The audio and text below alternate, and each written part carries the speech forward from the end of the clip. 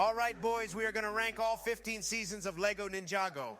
Didn't that show end in 2013? This is why you are a terrible president. No, it did not end at season 2. Sleepy Joe, you embarrassment. Because this show is so outrageously long, we are going to be ranking it by its different storytelling cycles, or eras as some would call them, for the sake of saving time. Because ranking the entire show would take a very long time to do, and we have soccer practice in half an hour. That being said, let's start off with the show's original run, going from the pilot episodes to season 2. Classic. An absolute classic. The first 2 seasons of Ninjago have held up spectacularly well and do a wonderful job showing us what the show is about and tell a very emotionally compelling story about a dysfunctional family.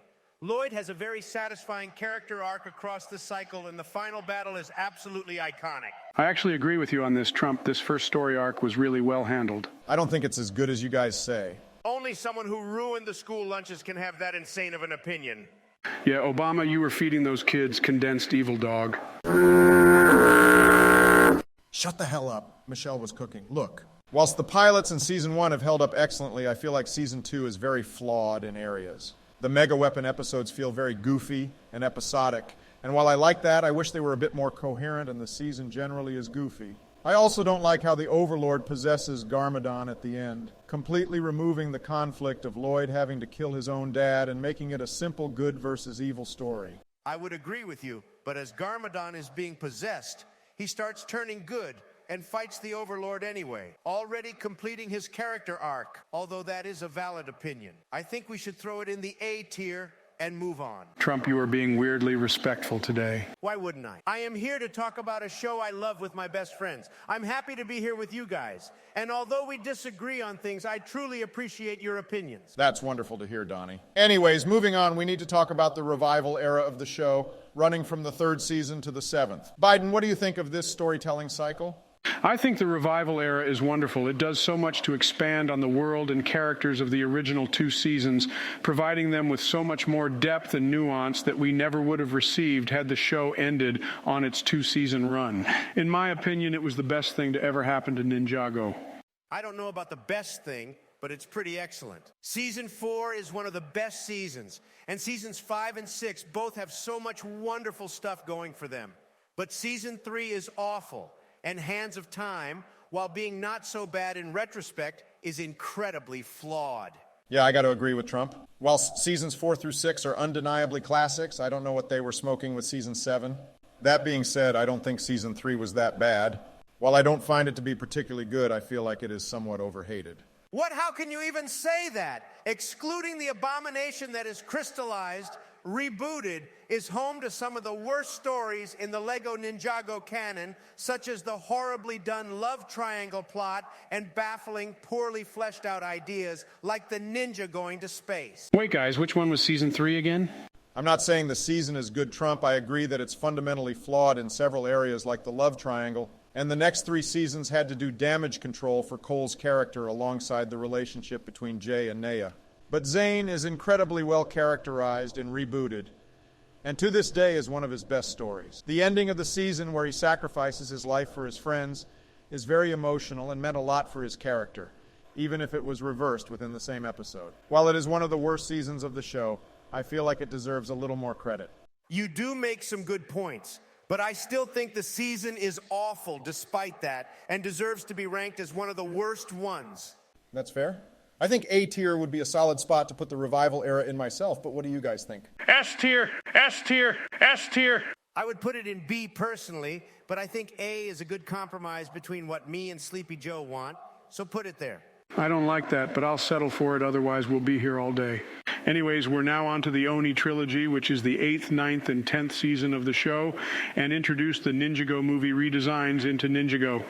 Trump, what did you think of these? Incredible! This trilogy should have sucked by every metric. It balanced so many ideas that were blatantly bought in to bring parody with the movie rather than tell a good story.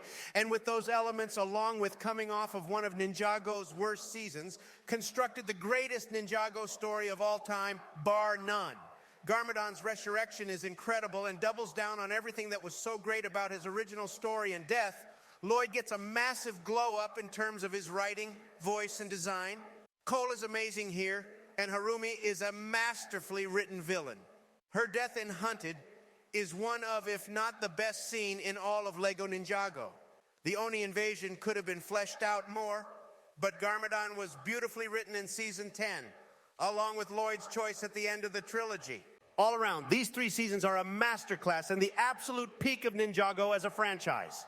Something I feel like you forgot to mention is the Oni and Dragon Realm plot. Seeing the 4 original ninja get a story arc to themselves was a super fun and nostalgic thing to see. And I love the Mad Max influence in the story. Faith and Wu are also amazing characters. And I love the overarching message of this arc and the entire trilogy, that you need to have faith that things will get better. I was very worried about the redesigns and new direction of Season 8 at first, but seeing it in action, it's very hard to deny that it was done incredibly well. Even as an old man, most of the arguments I see for why that isn't the case are blatantly nostalgia blind and done in bad faith. I'm sure there are valid reasons to think the new direction sucked, but I haven't seen them. That being said, Season 10 was a disappointment. I was expecting a big epic fight and didn't really get that. Why does Season 10 need to be that, though? Season 10, instead of being about a big epic battle, is about the ninja's desperate last attempt for survival, whilst Garmadon discovers what makes humanity worth saving to begin with. It's not supposed to be about some big endgame type war, and I'm glad it wasn't. Season 10 was a personal, character-driven season rather than being about a big war, which I think was the right call for such a character-driven trilogy. Could it have been longer and fleshed out the Oni more? Absolutely. But Ninjago's greatest strength is how well it writes its characters. And focusing on that specifically in any story, let alone a Ninjago one, was the best move they could have made. Yeah, that's fair. Wish they had more action, though. I think we can all agree that this era is an S tier then, right? Yeah, I can get behind absolutely. that. Awesome. The final storytelling cycle we have here is the most recent one. We don't have a name for it at the minute, but I think it's fair to just call this one the Wild Brain era for now, even if Wild Brain will continue to produce seasons after the fact. This one introduced the 11-minute episodes and changed the animation to be more fight-oriented with heavier use of squash and stretch animation. So what do we think? Who wants to start? It's very hard to talk about this cycle because it's very good. What? What? How can it be difficult to talk about because it's good? This makes absolutely no sense, and you are obviously biased. If you were to actually let me finish, you would know exactly what I'm talking about. Wild Brain Ninjago has a ton going for it, but ultimately none of it ended up mattering because the stuff they had going was completely wasted or downright ruined by Crystallized. While I think the first 4 seasons of the Wild Brain era are mostly good, the era as a whole is dragged down by having Crystallized bookend it, which is the worst season of the show and ruined so much of what made it good. I got to agree with Trump, to be honest. I don't know what they were smoking with that last season. Just awful stuff for the most part. They bought back the old villains, though. How can you say that's bad? What? The villains from the old seasons. They bought them back for one epic final battle. How can you look at that and say it sucks? The better question is, how can you take such a great concept and make it suck? Day of the Departed, a 44-minute special, somehow managed to do this plot line better than the longest season of Ninjago ever released, which is absolutely embarrassing. The villains are completely useless outside of Fall of the Monastery and may as well have just been replaced with generic Vengestone grunts, which is exactly what happens in Part 2 anyways. Pythor is especially wasted. Everyone wanted to see his story finally end only for him to end up exactly where he did at the end of Day of the Departed. The villains are just here because they couldn't think of anything new. None of their appearances make their characters any better, except maybe the mechanic who is ruined in Part 2 anyways. And don't even get me started on Harumi. Oh my God, Harumi. Man, why did they ever think bringing her back is a good idea? Amazing character, completely down the gutter in this new season. Same with Lloyd and Nia. Absolutely horribly handled characters. Nia is regressed to pre-season 1 and has to be saved by every male character around her. It's genuinely so awful for a character whose independence is so core to who she is. Then Lloyd violently beats up innocent civilians for God knows why. I don't care. The fights and animation is good. You guys are looking too deep into it. I don't care about the fights. Yes, they are incredibly well made, but it doesn't matter when there's no quality story to back up why we should care about the fights. It's a polished turd, Joe. What? It's a polished turd. Sure, it's well made and visually pleasing to look at, but the screenplay and plot is genuinely awful. The good visuals and fights are not enough to save the disaster of storytelling that it was. That being said, Brave but Foolish is a very fun episode to watch when you turn your brain off and separate it from the rest of the season. I agree with that, to be fair. I like to watch that episode whenever I'm on the toilet on one of my jets. Despite ending horribly, though, I think the rest of the Wild Brain seasons are very good. Sure, 11 didn't stick the landing 11 was entirely, great. but there's a ton of stuff to look back on and enjoy here, even if it was wasted and ruined by Crystallized. My personal favorite of them is Prime Empire. Obama, you only like Prime Empire because it had drones in it, you maniac.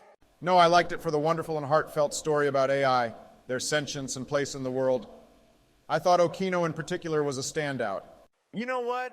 I can't even argue with that. Yeah, that's fair enough. I think we can all agree, though, Master of the Mountain and Seabound are absolute classics, even if Seabound in particular was ruined by Crystallized. They took Cole and Naya into interesting new places and gave them great character arcs to work through. That much like the revival era, add new nuance to the characters we wouldn't have gotten if the show ended at S10. Also, they were incredibly fun seasons that had great fight scenes and animation and a great story. I think that we should put this era in the B tier. I love so much about it, but it is dragged down by a truly awful final installment. Although that doesn't make this entire storytelling cycle bad, far from it. I agree with that, yeah. What about you, Sleepy Joe? I don't like the pick. I think it's S tier personally, but to be honest, we've been going at this for so long, I just want to be done already, so put it in B. Hey guys, you forgot to talk about the Lego Ninjago movie. Would you Go away, shut up? Ben. Shut the Nobody hell wants up, you Ben. here.